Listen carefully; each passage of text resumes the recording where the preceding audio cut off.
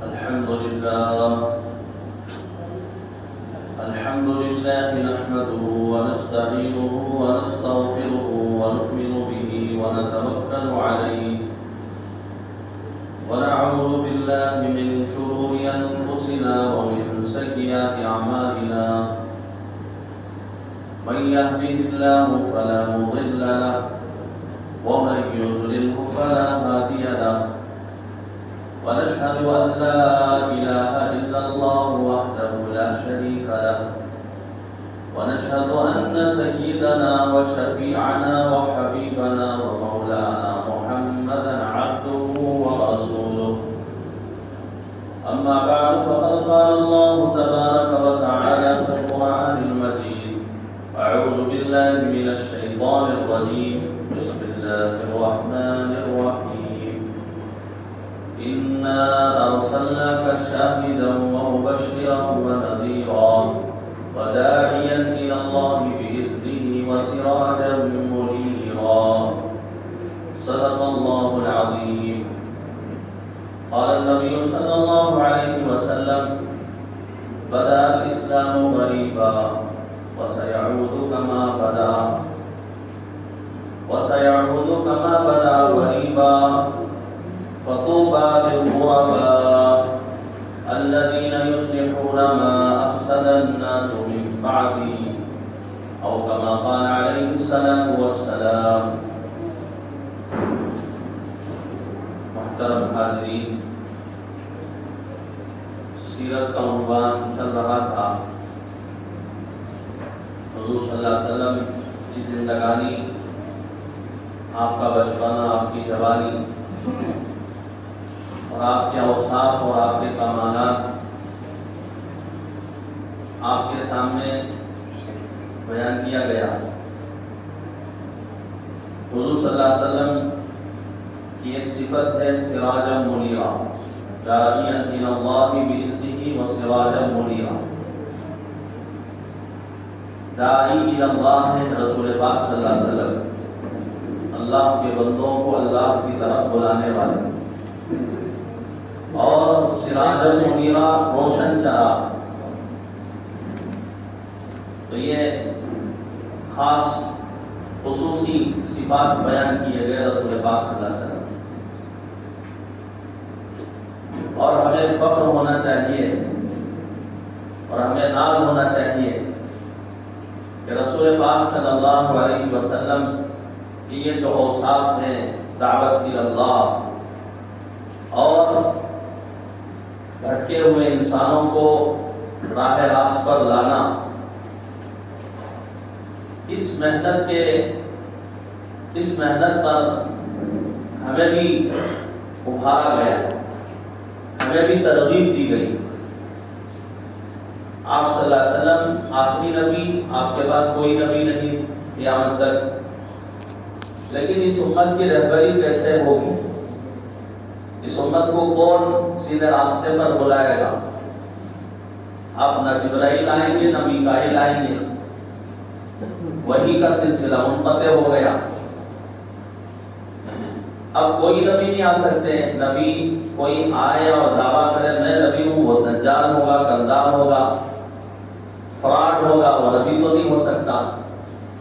حضور صلی اللہ علیہ وسلم کے بعد بہت ساروں نے نبی ہونے کا دعویٰ کیا.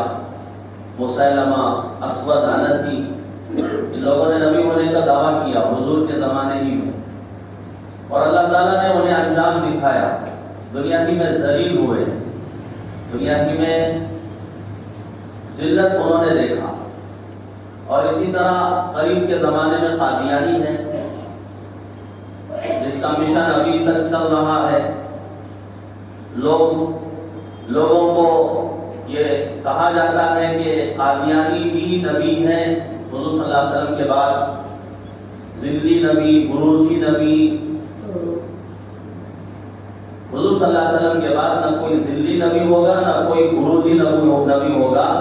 نبوت کا سلسلہ ختم ہو گیا. غلام محمد قادیانی کہاں مرا؟ بیت الخلا میں مرا. کذاب تھا، بدماش تھا، بدصورت تھا. نبی خوبصورت ہوتے ہیں. ایک آنکھ سے کانا تھا، اور اس کے ماننے والے آج بھی ہیں، قریوں میں دیہاتوں میں پیسہ لٹا کر غلط باطل عقیدے کی طرف دعوت دیتے ہیں۔ تو الغرض حضور صلی اللہ علیہ وسلم آخری نبی ہے، آپ کے بعد کوئی نبی نہیں آیا، لیکن اب امت کو کون خیر کی طرف بلائے، بھلائی کی طرف کون بلائے؟ جب قوم انکار کر دے گی کہ ہمارے پاس کوئی بلانے والا نہیں آیا، تو یہ امت محمدیہ بطور گواہ کے پیش ہوگی، اور کفار مشرکین کل قیامت کے دن کہیں گے کہ کوئی ہمیں ڈرانے والا نہیں آیا، تو یہ امت کہے گی کہ ہم تم کو سمجھائے تھے، بتائے تھے، ہم نے حق مذہب کی طرف تمہیں بلایا تھا اذانوں کے ذریعے سے، اقامت کے ذریعے سے۔ آج دیکھیے ساری دنیا کے اندر ایک منٹ، ایک لمحہ، ایک ساتھ ایسا نہیں ہوگا کہ جو اذان اور اقامت سے خالی ہو، جہاں پر تکبیر کی، اذان کی، اقامت کی گونج نہ ہوتی ہو۔ ہر لمحہ، ہر منٹ کسی نہ کسی ملک کے اندر، کسی نہ کسی قریے کے اندر، کسی نہ کسی دیہات کے اندر، آج یہاں دن ہے تو امریکہ میں رات ہے، وہاں دن ہے یہاں رات ہے، تو لیل و نہار ساعتیں، منٹیں اور گھنٹے دنیا کے اعتبار سے بدل رہے ہیں، تو ہر جگہ اذان ہو رہی ہے، ہر جگہ اقامت ہو رہی ہے، تو اللہ اکبر کی گونج تو ساری دنیا میں ہو رہی ہے۔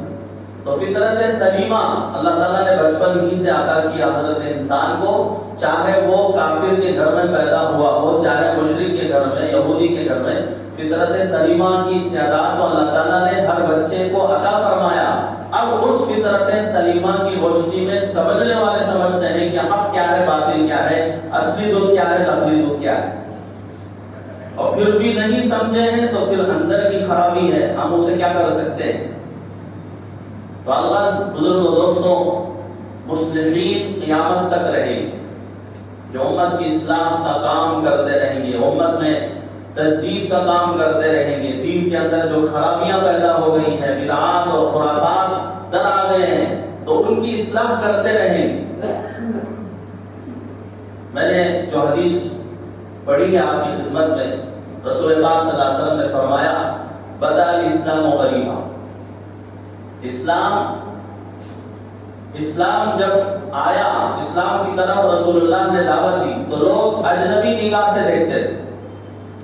ایک اللہ کی طرف رسول اللہ نے بلایا تو لوگوں نے کہا ہمارے 360 بت ہیں، ان سے ہمارے کام نہیں ہو رہے ہیں، ان سے ہماری حاجتیں پوری نہیں ہو رہی ہیں، ان خداؤں سے ہمارے مسئلے حل نہیں ہو رہے ہیں، تم تو ایک خدا کی طرف بلا رہے ہو، تمہارا ایک خدا ہمارے مسئلے کیسے حل کر دے گا؟ اتنے سارے خدا مل کر بھی ہمارے مسئلے حل نہیں کر رہے ہیں، تو پھر ایک خدا کی طرف تم بلا رہے ہو، وہ ایک خدا ہمارے مسئلے کیسے حل کر دے گا؟ تعجب کرتے تھے۔ اسلام کو اجنبی نگاہ سے دیکھا گیا، مرنے کے بعد کی زندگی کا انکار کیا گیا، خاص طور پر ابو جہل حضرت مصعب بن عمیر کو، حضرت صہیب رومی کو ہجرت کرنے نہیں دیا، اور اس نے جو ہے حضرت صہیب رومی کو جو ہے قید کر لیا، اور بطور تمسخر کے، بطور استہزاء کے اپنے رؤساء جہلا سے کہا، ابو جہل نے دیکھو یہ غلام ہے، روم سے آیا ہوا ہے، یورپ سے آیا ہوا ہے، یہ غلام، اس کا یہ عقیدہ ہے کہ مرنے کے بعد زندگی ہے، اچھے عمل کرو گے تو بہشت ہے، برے عمل کرو گے تو جہنم میں جانا پڑے گا۔ اس طرح بول کر ابو جہل قہقہ مار رہا تھا، ابو جہل مسکرا رہا تھا، ہنس رہا تھا۔ حضرت صہیب رومی رضی اللہ تعالیٰ عنہ نے فرمایا کہ میرے آقا نے، محمد رسول اللہ نے جو فرمایا ہے وہ سچ ہے، اس پر ہمارا یقین ہے، اگر تو بھی نہیں مانے گا، اگر تو بھی محمد رسول اللہ کو رسول اللہ نہیں مانے گا، ایک خدا کو نہیں مانے گا، تجھے بھی جہنم میں جانا پڑے گا۔ ابو جہل سن کر غصے میں بھر گئے اور یہ کہا دیکھو یہ غلام ہے اور یہ اپنے آپ کو جو ہے کہہ رہا ہے کہ بہشت میں جاؤں گا، جنت میں جاؤں گا، اور میں سردار ہوں اور میں بڑا ہوں، رئیس ہوں، قوم کا چودھری ہوں، اور میرے متعلق یہ کہتا ہے کہ میں جہنم میں جاؤں گا۔ اس طرح بول کر حضرت صہیب کو اس نے ستایا اور پھر رلایا، تنگ کیا، حضرت صہیب رومی ہارے نہیں بلکہ استقامت کے ساتھ رہے۔ اسی لیے کہتے ہیں کہ 3 چیزیں اگر ہمارے اندر ہو تو اللہ تبارک و تعالیٰ ایمان کا ذائقہ عطا فرمائے، ایمان کا مزہ عطا فرمائے۔ اب کسی چیز کی لت لگ جاتی ہے تو آدمی نہیں چھوڑتا، کسی چیز کا ذائقہ اسے پسند آ گیا تو اب اسے چھوڑتا نہیں۔ کسی کو کچھ کھانا پسند ہے، کسی کو فلاں ہوٹل میں، فلاں ریسٹورنٹ میں، فلاں جگہ جی بہترین کھانا ملتا ہے ماشاءاللہ، لذت دار، مزیدار، چلو وہاں جائیں گے۔ دور دور کا سفر کر کے لوگ جا کر کھانا کھا کے آتے ہیں اور سالن کھا کے آتے ہیں، اور پھر جو ہے ماشاءاللہ اور وہ گھنٹوں جو ہے سفر میں خرچ کرتے ہیں۔ کیوں؟ وہاں کا ٹیسٹ بہت اچھا ہے، اس کھانے کا مزہ اندر اتر گیا۔ اسی طرح ایمان کا بھی ایک مزہ ہے۔ اب جب ایمان کا ذائقہ، ایمان کی حلاوت دل کے اندر اتر جائے تو ساری دنیا کی طاقتیں مل کر اس ایمان والے کو اپنے ایمان سے ختم نہیں کر سکتی اور اسے جو ہے پھیر نہیں سکتی اور اس کے لیے حائل نہیں بن سکتی۔ وہ اپنی جان کا نذرانہ پیش کر دے گا کہ ایمان نہیں چھوڑے گا۔ آج لوگ مرتد ہو رہے ہیں، لوگ ایمان کو خیرباد کر رہے ہیں، اسلام کو خیرباد کر رہے ہیں، تو اس کی اصل وجہ یہی ہے کہ ایمان کی حلاوت، ایمان کا ذائقہ اندر اترا نہیں۔ اللہ کے نبی نے فرمایا کہ 3 چیزیں تمہارے اندر آ جائیں تو ایمان کا ذائقہ اندر آ جائے، ایمان کی حلاوت اللہ تعالیٰ پیوست کر دے۔ سب سے پہلے اللہ اس کے رسول کی محبت ساری مخلوق سے زیادہ غالب ہو، اللہ اس کے رسول کی محبت، آپ کی مودت سب سے پہلے نمبر پر ہو، تمام لوگوں کی محبتیں دوسرے نمبر پر، اللہ اس کے رسول کی محبت، اللہ کو خوش کرنے کا جذبہ، رسول اللہ کو خوش کرنے کا جذبہ۔ آپ نے داڑھی رکھا، آپ نے جھبا پہنا، حضور کی سنتوں کو اپنایا، لوگ تماشائی آپ کو بنائے رکھے ہیں، آپ کا تمسخر کر رہے ہیں، آپ کے ساتھ استہزاء کر رہے ہیں، تو آپ فخر کریں کہ میں نے رسول اللہ کی سنت کو زندہ کیا ہوں۔ آپ کے اندر احساس کمتری نہ ہو کہ قوم نے مجھے مذاق کیا ہے، نہیں، یہ میرے نبی کی سنت ہے، میرے نبی کی سنت میرے لیے جان سے زیادہ پیاری ہے۔ یہ احساس ٹرین میں ہے، نماز کا وقت ہو گیا، آپ نے نماز پڑھی، ٹرین کے اندر شیطان کی وسوسہ ڈالتا ہے کہ بھئی کیا نماز پڑھتے ہو، لوگ دیکھ کر کیا کہیں گے، لوگ تمہارا مذاق کریں گے، کچھ کچے مسلمان یہ کہیں گے کیا یہاں بھی ضروری ہے نماز پڑھنا؟ ہاں یہاں بھی ضروری ہے، یہاں بھی پڑھو گے تو قبر میں بھی نماز پڑھنے کا موقع ملے گا۔ تو لوگ کھڑے ہو کر ماشاءاللہ نماز پڑھتے ہیں، جماعت کے ساتھ بھی نماز پڑھتے ہیں، سنتوں کے ساتھ بھی نماز پڑھتے ہیں، الحمدللہ۔ تو یہ وہ لوگ ہیں جن کے اندر اللہ تعالیٰ نے ایمان کا مزہ اتار دی، ایمان کی حلاوت اتار دی، تو اللہ اس کے رسول کی محبت سب سے زیادہ۔ نمبر 2، رسول پاک صلی اللہ علیہ وسلم نے فرمایا جس کسی سے بھی ملاقات کرو اللہ کے لیے کرو۔ جس کسی کو سلام کر رہے ہیں، یہ نہیں کہ اس سے میرا مطلب پورا ہو جائے گا، میری ضرورت پوری ہوگی، میرے کام آئے گا، یہ اللہ اس کے رسول کے لیے کسی سے بھی محبت کرو۔ اسی لیے فرمایا کہ سلام کرو جسے تم پہچانتے ہو اور اسے بھی جسے نہیں پہچانتے، ہر ایک کو سلام کرو۔ سلام سے محبت بڑھے گی، محبت ایمان کا حصہ ہے اور ایمان تو بے جنت میں لے جائے۔ اور تیسری چیز رسول پاک صلی اللہ علیہ وسلم نے فرمایا کہ کفر کی طرف لوٹنا ایسے ہی اسے مشکل نظر آئے، ایسے ہی اسے بوجھ ہو جیسا کہ کوئی کسی کو کہے کہ تو آگ میں کود جا۔ آگ میں جانے کو جس طرح ناپسند کرتا ہے اور چاہتا نہیں آگ میں اپنے آپ کو ڈلوائے، کوئی ڈال دے بھی دے تو اپنے آپ کی حفاظت کرے گا، تو اسی طرح کفر میں جانے کی طرف یا کفر کے اعمال کی طرف لوٹنے میں اسی طرح اسے پریشانی ہو۔ ایمان لانے کے بعد پھر کفر کی طرف جانے سے اسے اتنی ہی دقت ہو، اتنی ہی اسے جو ہے بوجھ ہو، وہ اندر سے جیسے آگ میں جانے کو نہیں چاہتا، اسی طرح کفر کی طرف جانے کو بھی اس کی طبیعت نہ چاہے۔ رسول پاک صلی اللہ علیہ وسلم نے فرمایا ثلاث من کن فیہ وجد حلاوت الایمان، یہ تین چیزیں ہیں جس کے اندر آ جائیں، جس کو اللہ تعالیٰ نے یہ نصیب عطا فرما دے، اس کے لیے ایمان کی حلاوت عطا فرما دیں گے، ایمان کا ذائقہ عطا فرما دیں گے۔ اور ایمان کی حلاوت اور ایمان کا ذائقہ جسے مل جائے تو پھر وہ جو ہے ایمان سے پھرے گا نہیں، استقامت کے ساتھ اپنے ایمان اور اعمال اور اسلام پر، اپنے دین پر رہے گا اور فخر بھی کرے گا۔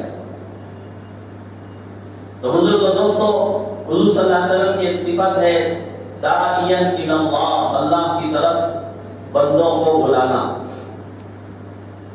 حدیث میں ہے حضور صلی اللہ علیہ وسلم آرام فرما رہے تھے، دو فرشتے آئے،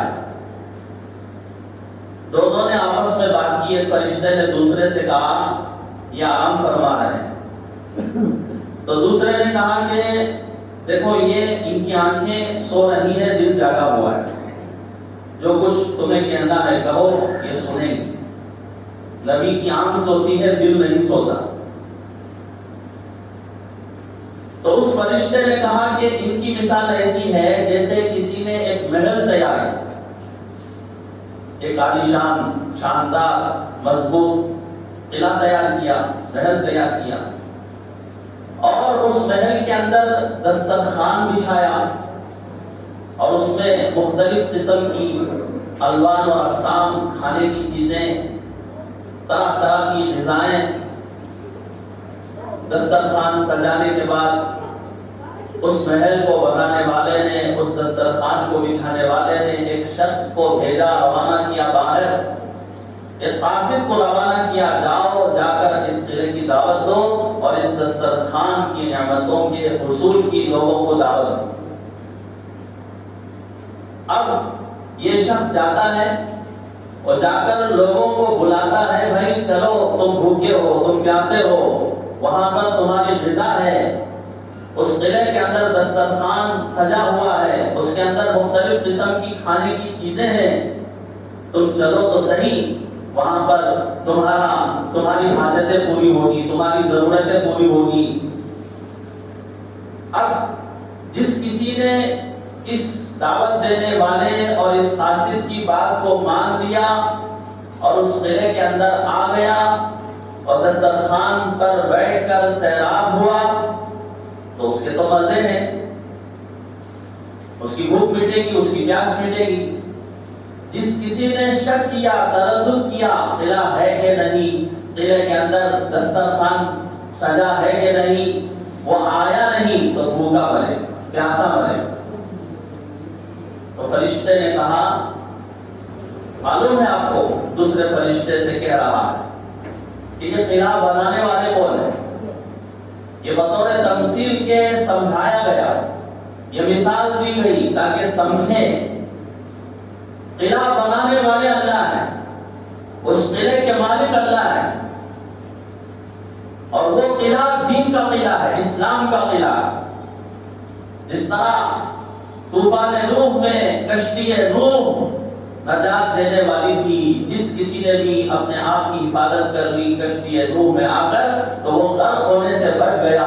اسی طرح اگر جہنم سے بچنا چاہتے ہو، دنیا کے اندر فلاح بہبودی چاہتے ہو، تو ایک کشتی اسلام چل رہی ہے، اس کے اندر آ جاؤ۔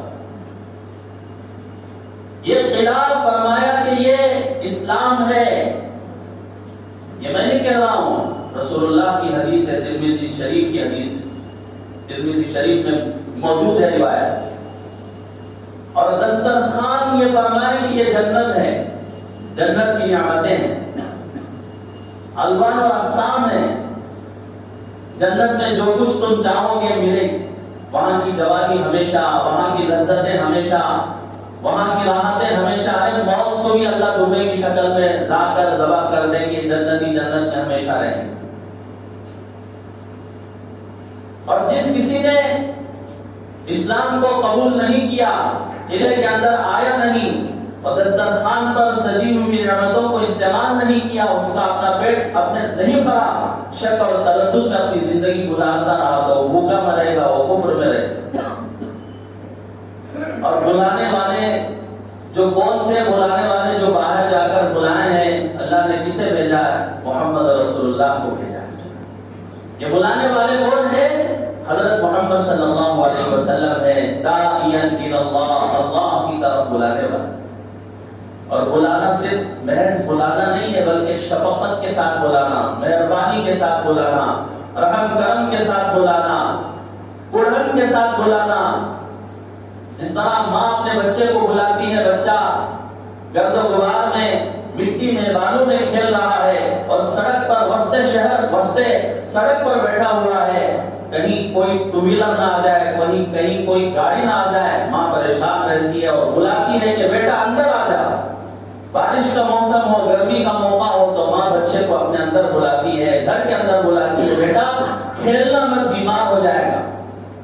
اسی طرح انبیاء علیہ السلام اپنی امت کو بلاتے تھے، شفقت کے ساتھ بلاتے تھے، مہربانی کے ساتھ بلاتے تھے اور اپنا تن من دھن سب کچھ لگا دیتے۔ ارے حضرت صدیق اکبر رضی اللہ تعالیٰ عنہ کے متعلق لکھا ہے، اسلام لائے تو حضرت عائشہ کہتی ہیں میرے والد کے پاس 40,000 درہم تھے اور جب انتقال ہوئے ہیں تو 1 کوڑی پیسہ میرے والد کے پاس نہیں تھا۔ کہاں گیا 40,000 درہم؟ کہاں گئے اتنے ساری رقم؟ کہاں چلی گئی؟ رسول اللہ پر خرچ کر دیے، دین اسلام کے لیے خرچ کر دیے، دین کی تبلیغ اور اشاعت کے لیے خرچ کر دیا۔ اللہ نے تعریف فرمائی حضرت صدیق اکبر رضی اللہ تعالیٰ عنہ۔ آیتیں ہیں، اللہ تعالیٰ ایک آیت میں فرماتے ساری امت مسلمہ کے لیے، اِلَّا تَنْصُرُوهُ فَقَدْ نَصَرَهُ اللَّهُ، اِلَّا تَنْصُرُوهُ فَقَدْ نَصَرَهُ اللَّهُ۔ اے لوگوں سنو، اگر رسول اللہ کی تم نے مدد نہیں کی، اللہ ان کی مدد کیا ہوا ہے، تمہارے مدد کی ضرورت نہیں۔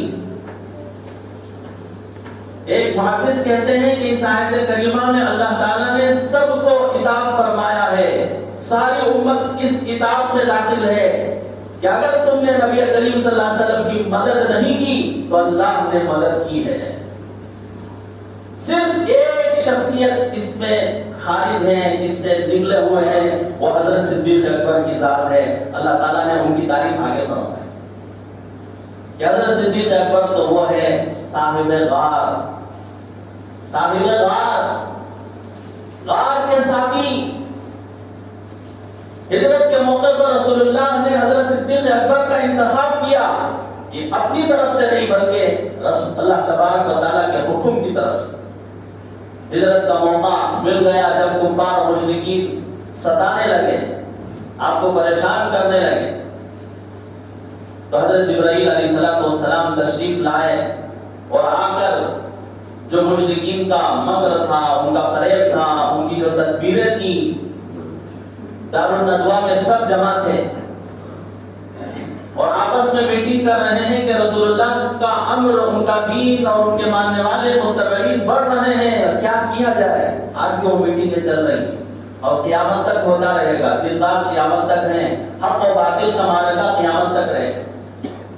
ہمیں پریشان ہونے کی ضرورت نہیں ہے، جس دین کی حفاظت اللہ کرے اسے کون مٹائے۔ یریدون ان یطفئوا نور اللہ بافواہہم، کیا تم چاہتے ہو کہ اللہ کے دین کو اپنے پھونکوں سے بجھا دے؟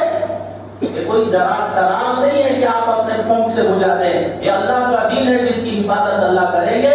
اللہ کے نبی نے حدیث قدسی میں فرمایا لا يبقى بيت وطن ولا مدر الا ادخله الله الاسلام بعز عزيز او بذل ذليل۔ ایک گھر بھی ایسا باقی نہیں رہے گا قیامت تک، ایک گھر بھی ایسا باقی نہیں رہے گا، چاہے شہر کے گھر ہو پکے، چاہے قریے کے گھر ہو کچے، ہر کچے پکے گھر کے اندر رسول اللہ کا لایا ہوا دین داخل ہو کر رہے گا، عزت سے داخل ہو کر رہے گا، یا ذلت کے ساتھ نہ چاہتے ہوئے بھی دین اسلام داخل ہو کر رہے گا۔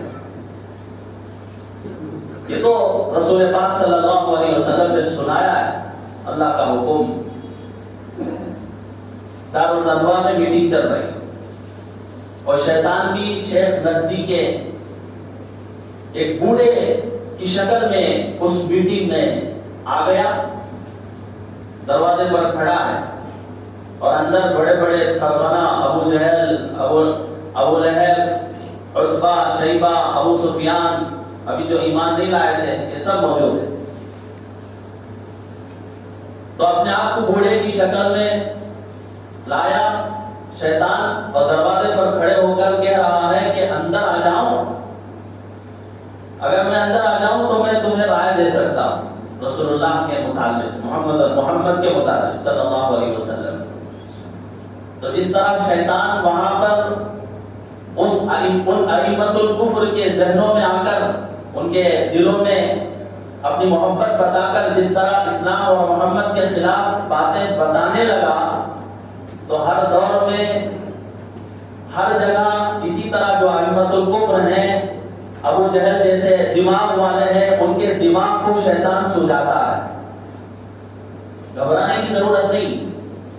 تو شیخ نقدی نے رائے لی سب سے، بتاؤ کیا کیا جائے، محمد رسول اللہ کا، ان کے ماننے والے اور ان کا دین اور اسلام بڑھ رہا ہے، کیا کیا جائے؟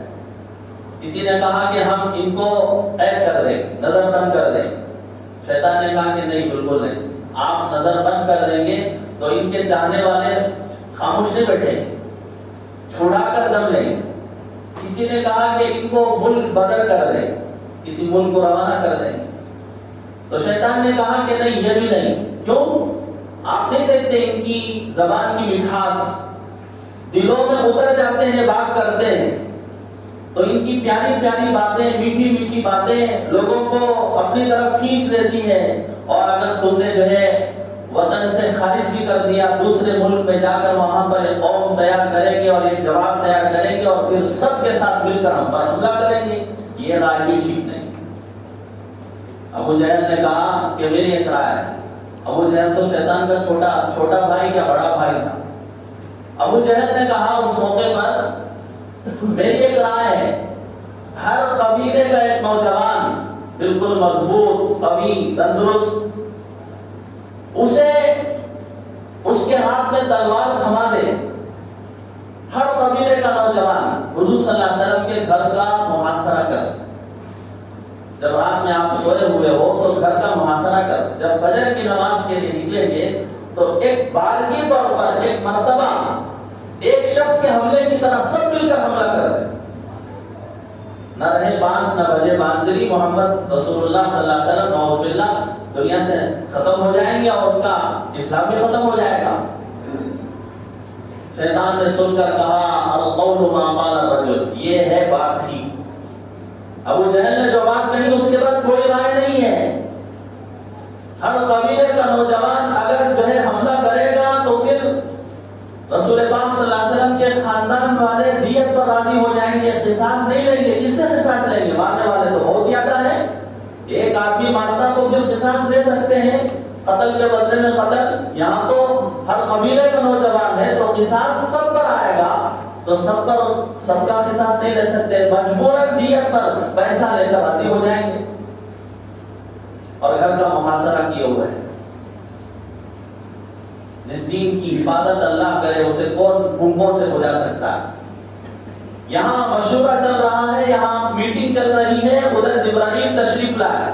اذ يمكر بك الذين كفروا ليثبتوك او يقتلوك او يخرجوك ويمكرون ويمكر الله والله خير الماكرين۔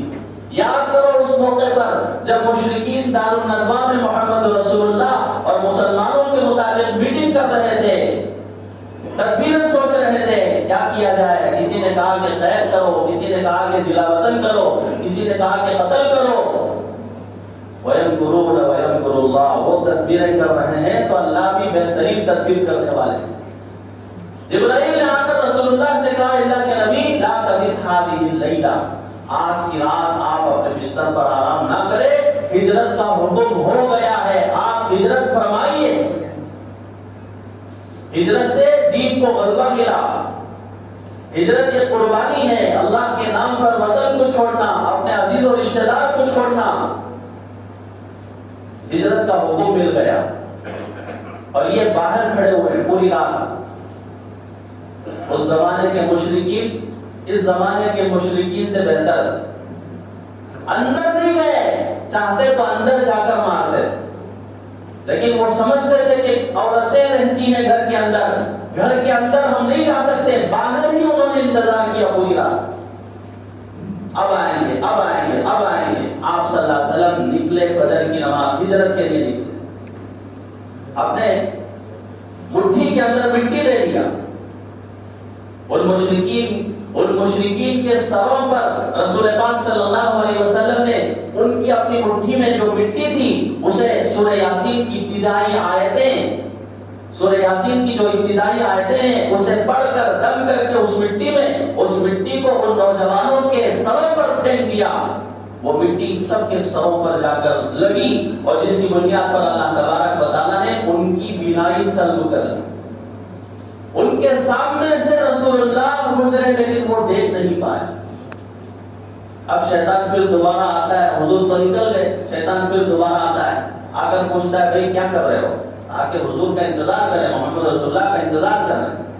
تو اس نے کہا ارے بیوقوفو وہ تو نکل گئے، تمہارے سروں پر مٹی ڈال کے نکلے ہیں، دیکھو سر جھاڑ کے دیکھو. سروں پر اپنا ہاتھ رکھا اور جھاڑا تو مٹی نکلی. اب اندر گئے. حضور صلی اللہ علیہ وسلم جاتے ہوئے حضرت علی سے کہا اے علی، یہ کفار اور مشرکین کی امانتیں ہیں، ان امانتوں کو پہنچا کر تم میرے سے ملنا، گھبرانا نہیں، تمہیں کچھ ضرر نقصان نہیں پہنچے گا. حضور صلی اللہ علیہ وسلم اپنے اس بستر پر حضرت علی کو سلا رہے ہیں جس بستر، جو بستر کہیے بختر ہے، قتل ہونے کی جگہ ہے. مشرکین باہر ہیں، خوف ہے کہ اندر بھی آ جائے، بستر پر مار سکتے ہیں، لیکن حضور حضرت علی کو سنائے ہیں اور بتائیں، ایمان سکھائے ہیں اور یہ بتائیں کہ نفع نقصان کے مالک اللہ ہیں. حضرت علی کہتے ہیں حضور نے جو جملہ فرمایا، کوئی بھی نقصان، تمہیں تکلیف کوئی بھی جو ہے آپ کو جو ہے نقصان نہیں پہنچا سکتی کوئی بھی چیز. اتنا یقین تھا کہ میں سو گیا اس مختل پر، اس بستر پر جس بستر پر رسول اللہ آرام فرما رہے تھے، اور سبز چادر اوڑھ کر رسول اللہ کی میں سو گیا، آرام کیا. اور مشرکین اندر آئے، دیکھتے یہ ہیں کہ سوئے ہوئے ہیں، جگایا تو حضرت علی ہے. حضور صلی اللہ علیہ وسلم مشرکین مکہ کی امانتیں پہنچا کر گئے، دشمنوں کی امانتوں تک پہنچایا ہے. لوگ کہتے ہیں کہ اسلام تلوار سے پھیلا ہے، اسلام تو اخلاق سے پھیلا ہے. دشمن ہیں، آپ کے جان لیوا ہیں، لیکن ان کی امانتیں حضرت علی کے حوالے کر کے رسول پاک صلی اللہ علیہ وسلم نکلے ہیں. صدیق اکبر کے گھر کو گئے. حضرت صدیق اکبر رضی اللہ تعالیٰ عنہ نے فرمایا، عرض کیا اللہ کے نبی یہ وقت میں میرے گھر. حضرت صدیق اکبر سے حضور صلی اللہ علیہ وسلم نے فرمایا کہ ہجرت کا حکم ہو گیا. حضرت صدیق اکبر 2 اونٹنی پال کے رکھا اور اسے ببول کے پتے کھلاتے تھے. 4 مہینے سے ہجرت کی تیاری میں حضرت صدیق اکبر رضی اللہ تعالیٰ. اور حضرت صدیق اکبر کی آنکھوں سے آنسو آ گئے کہ اللہ نے آپ کے سفر ہجرت میں میرا انتخاب کیا ہے، مجھے آپ کا رفیق بنایا ہے. شیعہ کہتے ہیں کہ حضرت صدیق اکبر رضی اللہ تعالیٰ نعوذ باللہ منافق تھے. ارے منافق کو کوئی خدا کہہ سکتا ہے، رسول پاک صلی اللہ علیہ وسلم کا ساتھی بنا سکتا ہے، وہ بھی ایسا سفر، ایسے مشکل وقت میں کسی منافق کو اللہ تبارک و تعالیٰ ساتھ دینے کا حکم دیں گے. یہ منافق نہیں تھے، تم ہو منافق. شیعہ تم ہو منافق. یہ کون ہے؟ یہ یار غار ہیں، یہ صاحب رسول اللہ ہیں. ان کی صحابیت پر اللہ نے فرمایا ہے صاحب اسنین، صاحب اسنین، لصاحب ہی فرمایا، لصاحبی. صاحب کے معنی ساتھی کے آتے ہیں، صحابی کے معنی بھی ساتھی کے ہیں، صحابی کے معنی ساتھی کے ہیں. صحابی صاحب دونوں میں کوئی فرق نہیں ہے. ان کی صحابیت پر اللہ نے مہر لگایا ہے اور تم کہتے ہو صدیق اکبر نعوذ باللہ منافق ہیں. حضرت صدیق اکبر 2 اونٹنی پالا تھا اور سفر کے موقع پر، ہجرت کے سفر کے موقع پر حضرت صدیق اکبر نے کہا کہ اللہ کے نبی 2 اونٹنیاں ہیں، ایک میں نے آپ کے لیے خرید رکھا ہے، یہ میری طرف سے ہدیہ ہے، تحفہ ہے. حضور نے فرمایا کہ ہدیہ نہیں لوں گا میں، یہ مبارک سفر ہے، یہ عظمت والا سفر ہے، یہ اللہ کے راستے کا سفر ہے، اس میں میرا مال لگے گا، آپ مجھے بطور قیمت دو، بطور ہدیہ کے. حضرت صدیق اکبر نے اپنا مال اتنا لگایا رسول پاک صلی اللہ علیہ وسلم پر. خود حضور نے فرمایا سارے جتنے بھی میری مدد کیے ہیں ان کا بدلہ اللہ نے دے دیا میری جانب سے، لیکن صدیق اکبر نے جو مجھ پر لگایا ہے، خرچ کیا ہے، اس کا بدلہ تو اللہ ہی دے. اتنا سب کچھ لگایا اور اتنے بہت سارے واقعات میں حضور نے حضرت صدیق اکبر کا مال خرچ کیا. تو پھر یہاں پر اونٹنی کیوں نہیں لے رہے ہیں حضور صلی اللہ علیہ وسلم؟ سواری حضرت صدیق اکبر سے بطور ہدیہ تحفہ کیوں نہیں لے رہے ہیں؟ علماء نے لکھا ہے کہ یہ ہجرت کا سفر تھا، ہجرت کے سفر میں بندہ اپنا مال خود لگائے ہیں۔ حضرت صدیق اکبر نے، حضرت رسول پاک صلی اللہ علیہ وسلم نے اپنا مال خود لگایا اور ادھر نکل گئے حضرت صدیق اکبر رسول پاک صلی اللہ علیہ وسلم، اور ادھر ابو جہل اپنی ایک جماعت کے ساتھ حضرت صدیق اکبر کے گھر کو آیا۔ حضرت اسماء کہتی ہیں، آ کر پوچھنے لگا ماں این ابو کا، اے اسماء تمہارے باپ کہاں ہیں صدیق اکبر؟ اسماء کہتی ہیں کہ میں نے لاڈلی کا اظہار کیا، مجھے معلوم نہیں۔ ابو جہل نے ایک تماچا ایسا زوردار لگایا مجھ پر، میری کان کی بالی بھی جھڑ گئی۔ کان کی بالی جھڑنا ہے تو کتنا زوردار تماچا مارا ہوگا۔ اس عورت نے، اس بندی نے، خدا کی اس بندی نے برداشت کیا۔ ذوالنطاقین جن کو کہا جاتا ہے حضرت اسماء، توشہ تیار کیا حضرت اسماء ہجرت کے سفر میں رسول پاک صلی اللہ علیہ وسلم کے لیے اور اپنے والد کے لیے۔ اور جب توشہ باندھنے کے لیے پانی کا جو مشکیزہ تھا اس کا سرا باندھنے کے لیے اور کھانے کا توشہ باندھنے کے لیے کچھ رسی نہیں تھی، تو اپنا ہی جو ہے نظار بند نکال کر اس کے دو ٹکڑے کر کے ایک ٹکڑے سے کھانے کا توشہ باندھا، دوسرے ٹکڑے سے جو ہے پانی کا توشہ باندھا، اور اس کی وجہ سے ذوالنطاقین حضرت اسماء رضی اللہ تعالیٰ عنہ کا لقب ہو گیا۔ اس نیک اللہ کی بندی نے ہجرت میں رسول اللہ کا ساتھ دیا اور توشہ بنا کر گھر بھیجا۔ اور ادھر حضرت صدیق اکبر رضی اللہ تعالیٰ عنہ کبھی دائیں کبھی بائیں کبھی آگے کبھی پیچھے۔ حضور صلی اللہ علیہ وسلم نے فرمایا، اے صدیق اکبر آپ کو اتنی گھبراہٹ کیوں ہو رہی؟ کبھی دیکھتا ہوں کہ پیچھے کبھی دائیں ہوتے ہیں میرے، کبھی بائیں ہوتے ہیں، کبھی آگے ہوتے ہیں۔ حضرت صدیق اکبر رضی اللہ تعالیٰ عنہ نے فرمایا، عرض کیا اللہ کے نبی مجھے اپنی جان کا کوئی خطرہ نہیں ہے، میں مروں تو میں مروں، لیکن آپ انتقال ہو جائے، آپ اگر آپ کو زخم آ گیا تو ساری امت مجروح ہے۔ اس لیے کبھی دشمن کا خوف دائیں طرف سے ہوتا ہے تو میں دائیں طرف چلا جاتا ہوں، بائیں طرف سے خوف ہوتا ہے تو بائیں طرف چلا جاتا ہوں، پیچھے سے دشمن کے خوف کا مجھے خطرہ لگتا ہے تو میں پیچھے مڑ جاتا ہوں، آگے دشمن کا خوف ہوتا ہے تو میں آگے چلا جاتا ہوں۔ حضرت صدیق اکبر کو اپنی جان کا کوئی خطرہ نہیں تھا، رسول پاک صلی اللہ علیہ وسلم کی حفاظت کی ہے حضرت صدیق اکبر رضی اللہ تعالیٰ۔ حضرت عمر کہتے ہیں، حضرت عمر کے مطابق حضور نے فرمایا، بتاؤ آسمان میں جتنے ستارے ہیں اتنے بقدر کسی کی نیکیاں ہو سکتی ہیں؟ صحابہ نے کہا اللہ کے نبی اللہ اس کے رسول ہی کو معلوم ہے، کون ایسا خوش نصیب انسان ہے جس کی نیکیاں آسمان کے ستاروں سے بھی زیادہ ہو؟ آسمان کے ستارے انگنت ہیں، گن نہیں سکتے۔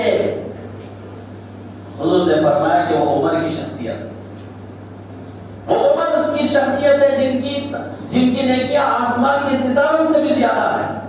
یہ عمر کہتے ہیں صدیق اکبر عمر کی ساری زندگی کی نیکیاں لے لے، وہ ایک دن کی نیکی اور وہ ایک رات کی نیکی ابو بکر عمر کو دے دے تو اس پر میں راضی ہوں۔ عمر کی پوری زندگی کی نیکیاں ابو بکر لے لے، اور ابو بکر رضی اللہ تعالیٰ عنہ اس رات کی نیکی، ہجرت کی رات کی نیکی جس میں رسول اللہ کی حضرت صدیق اکبر نے حفاظت کی، دشمنوں سے بچایا، وہ رات کی نیکی اور وہ دن کی نیکی جس وقت رسول اللہ کی وفات ہو گئی، اس وقت امت کا شیرازہ بکھر گیا۔ کچھ لوگ نبوت کا دعویٰ کیے، کچھ لوگ اسلام چھوڑ کر مرتد ہو گئے، اب نبی نہ رہے، وفات پا گئے تو اسلام بھی ختم ہو جائے گا اس ڈر سے۔ کچھ لوگ زکات کا انکار کرنے لگے، اور کچھ لوگ مدینے پر حملہ کرنے کے لیے پوری تیاری کر لیے تھے، چاروں طرف سے اللہ، چاروں طرف سے حملے کا خطرہ۔ اس موقع پر امت کو سنبھالنے والی کوئی شخصیت ہے تو وہ صدیق اکبر کی شخصیت، وہ دن کی نیکی اور رات کی نیکی صدیق اکبر عمر کو دے دے، اور عمر اپنی پوری زندگی کی نیکیاں دینے کے لیے تیار۔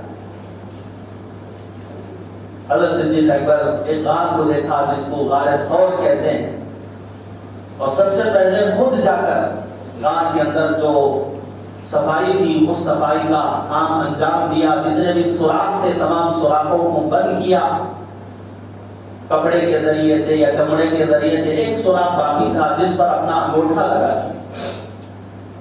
صفائی ہو گئی، تو حضرت صدیق اکبر رضی اللہ تعالیٰ عنہ نے حضور صلی اللہ علیہ وسلم کو اپنے کندھے پر اٹھا کر پہاڑ پر چڑھے. غار ثور آپ نے دیکھا ہوگا, خود کو جانا کتنا مشکل ہے اور دوسرے کو لے جانا اپنے کندھے پر اٹھا کر لے گئے.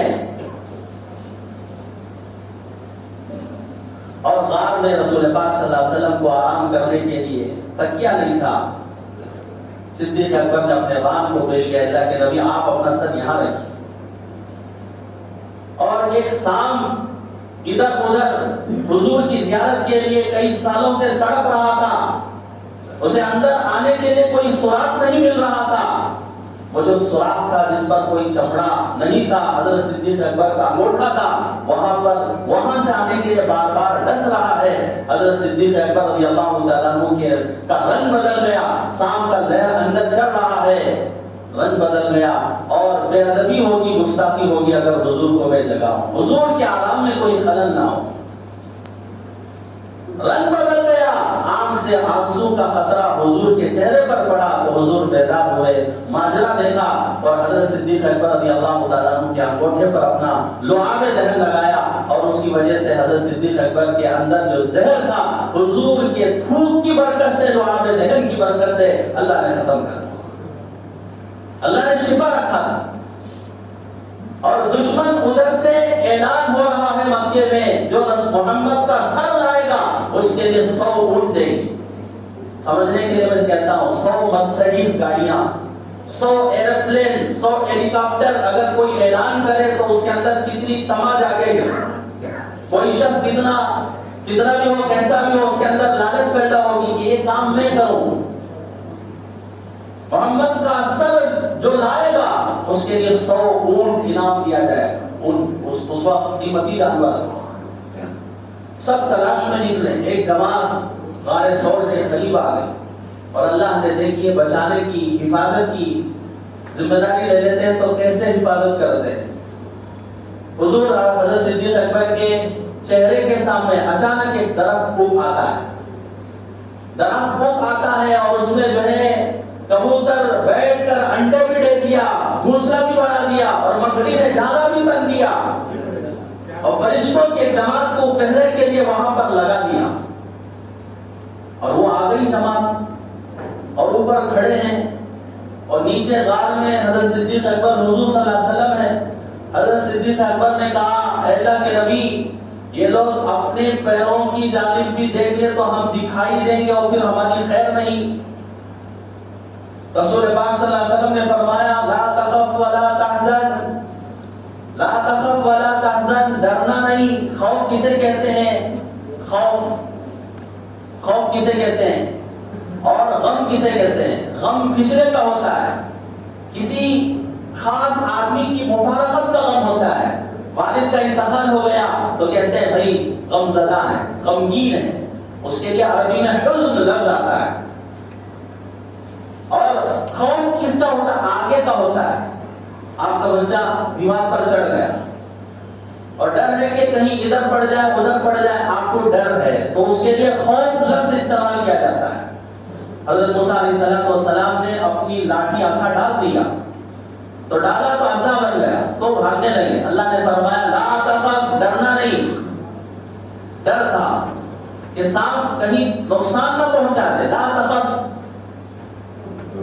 تو خوف کا لفظ آگے کا ہوتا ہے اور اپنی ذات کا ہوتا ہے, اور حزن جو ہوتا ہے وہ دوسرے کی مفارقت کا ہوتا ہے. اللہ فرما رہے لا تخف ولا تحزن, اپنی ذات کے بارے میں بھی ڈرنا نہیں ہے. دشمن کے آگے آنے کا بھی تمہیں ڈر نہیں ہونا چاہیے, دشمن کی تکلیف کا بھی تمہیں ڈر نہیں ہونا چاہیے. اور حضور صلی اللہ علیہ وسلم کے متعلق حضرت صدیق اکبر کو جو حزن ہے, ملال ہے, میرا ساتھی میرے سے جدا نہ ہو جائے, اس کی بھی فکر نہیں کرنا چاہیے. لا تخف ولا تحزن. اللہ نے فرمایا ان اللہ معنا, حضور نے فرمایا اللہ کی آیتیں ان اللہ معنا, اللہ ہمارے ساتھ ہے. ایک تو اللہ کے نبی نے, اللہ تبارک و تعالیٰ نے اللہ کا لفظ استعمال کیا. اللہ یہ اس میں ذات ہے, تمام صفاتی ناموں میں اس نام کی عظمت بہت زیادہ ہے. اور حضرت موسیٰ علیہ السلام اپنی قوم کو لے گئے, بنی اسرائیل پیچھے تھی اور سامنے بنی اسرائیل کے ساتھ لے گئے, اور پیچھے فرعون کا لشکر اور سامنے جو ہے سمندر. اور دیکھا کہ سامنے سمندر ہے، پیچھے جو ہے دشمن ہے فرعون اور فرعون کی فوج. تو موسیٰ علیہ السلام کے ساتھیوں نے کہا یا موسیٰ انا لمدرکون، اے موسیٰ تم تو ہمیں مروا دیے، ہم تو پکڑے گئے. سامنے بھی خوف ہے، پیچھے بھی خوف ہے، سامنے جائیں گے بھی تو موت ہے، پیچھے جائیں گے بھی تو موت ہے، اب تو موت کے علاوہ کچھ نہیں. حضرت موسیٰ علیہ السلام نے فرمایا ان معی ربی سیہدین، ان معی ربی سیہدین، میرا رب میرے ساتھ ہے، میرا رب مجھے راستہ بتائے گا، سمندر میں بھی راستہ کھولے گا. سمندر میں بھی راستہ اللہ تعالیٰ نے حضرت موسیٰ علیہ السلام کے لیے کھلوایا. حضرت موسیٰ علیہ السلام نے وہاں پر لفظ کیا استعمال کیا؟ رب کا لفظ استعمال کیا، میرا رب. اللہ کے نبی نے یہاں پر کیا فرمایا؟ ان اللہ، بے شک اللہ. اللہ کا لفظ رب کے لفظ سے زیادہ میرے دوستو عزیز تر ہے، افضل ہے. اللہ کا جو لفظ ہے یہ اس میں ذات ہے، اس میں ذات ہے، اور یہ رب ہے اس میں صفات میں سے ہے. اور حضرت موسیٰ علیہ السلام نے فرمایا کہ میرا رب میرے ساتھ ہے، اور اللہ کے نبی نے فرمایا ان اللہ معنا، اللہ ہمارے سب کے ساتھ ہے، میرے ساتھ بھی ہے صدیق اکبر، تمہارے ساتھ بھی ہے، اور تمام مومنین کے ساتھ بھی. اور دیکھا دشمنوں نے کہ بھئی اس غار کی طرف دیکھنا چاہتے تھے اور اپنی نگاہ نیچے کیے تو دیکھا کہ درخت ہے اور وہاں پر کبوتری نے انڈے بھی دے رکھا ہے اور پھر جال بھی ہے، مکڑی نے جانا بھی تن دیا ہے. تو ایک دوسرے کو وہی مشرکین کہنے لگے کہ نہیں بھئی یہاں پر غار کے اندر کوئی نہیں، اگر کوئی ابھی کسی وقت داخل ہوتا تو یہاں پر درخت کیسے ہوتا اور یہاں پر جانا کیسے ہوتا؟ جالا بنانے کے لیے وقت لگتا ہے، درخت اگے اور پھر جو ہے وہاں پر کبوتری انڈے دے اور پھر وہاں پر جو ہے گھونسلہ ہو، اس کے لیے تو وقت لگتا ہے. اب یہاں پر کوئی نہیں گیا ہے. ان اوہن البیوت لبیت العنکبوت، سب سے کمزور گھر وہ مکڑی کا جالا ہے. اور اللہ کے نبی کی حفاظت مکڑی کے جالے کے ذریعے سے، کبوتری کے ذریعے سے، درخت کے ذریعے سے، اور فرشتے جن کو کوئی نہیں دیکھ سکتا اس مخلوق کے ذریعے سے اللہ کے نبی کی حفاظت. آگے کی جو باتیں ہیں میں اگلی جمعہ انشاءاللہ موقع ملا تو کہوں گا. بزرگ دوستو، یوں رسول پاک صلی اللہ علیہ وسلم نے قربانی دی ہے دین اسلام کو پہنچانے کے لیے. کیا ضرورت تھی حضور صلی اللہ علیہ وسلم کو مکہ چھوڑنے کی؟ جب مکے سے جا رہے ہیں تو زار و خطار آنکھوں سے آنسو بہ رہے ہیں، اور مکے کی طرف دیکھ کر، بیت اللہ کی طرف دیکھ کر حضور کہہ رہے ہیں اے مکہ تو کتنا پیارا ہے، کتنا اچھا ہے، کتنا عمدہ ہے، اگر میری قوم مجھے نہ نکالتی تو میں کبھی نہیں نکالتا. اتنا پیارا وطن، اتنا پیارا عزیز تر وطن حضور صلی اللہ علیہ وسلم نے دین اسلام کی تبلیغ کے لیے قربان کیا اور مدینہ روانہ. اور ایک وقت آئے گا کہ اس شان کے ساتھ 1400 صحابہ، 10,000 صحابہ کے ساتھ حضور صلی اللہ علیہ وسلم مکہ آئیں گے، فاتحانہ طور پر آئیں، اور یہاں پر رات میں نکل رہے ہیں، تنہا صرف ایک ساتھی ہے. اور اس حال میں حضور صلی اللہ علیہ وسلم نکلے، قربانی ہوئی، مجاہدہ ہوا، تو اللہ تبارک و تعالیٰ کی مدد آئی، نصرت آئی. ایک وقت آیا کہ فتح مکہ کے موقع پر کتنے لوگ آئے تھے؟ 10,000 کا مجمع آیا. تو میں وہ آگے کی باتیں انشاءاللہ کہوں گا. اللہ سے دعا فرمائے اللہ تبارک و تعالیٰ ہمیں بھی دین کی تبلیغ کے لیے جد و جہد کرنے اور قربانی دینے کی اللہ تبارک و تعالیٰ ہمیں توفیق عطا فرمائے. وآخر دعوانا الحمدللہ رب العالمین.